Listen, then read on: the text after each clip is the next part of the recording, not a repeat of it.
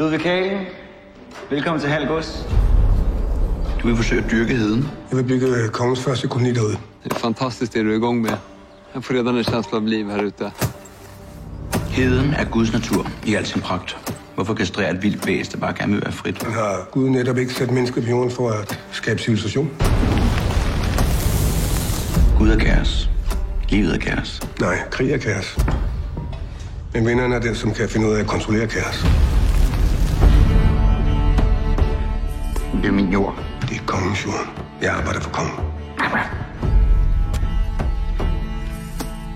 Hold op med at tale om kongen, som om du kender ham. Han ved ikke engang, du findes.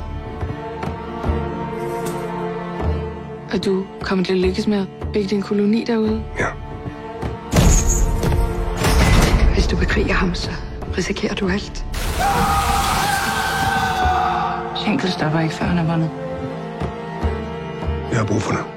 Du vil bare have din adelige titel, så du kan mænge dig med de fine folk.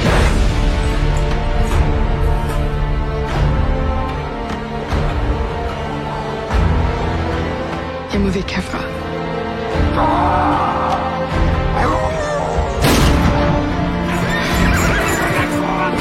Vi vill fan inte dö, för det är ett helt projekt.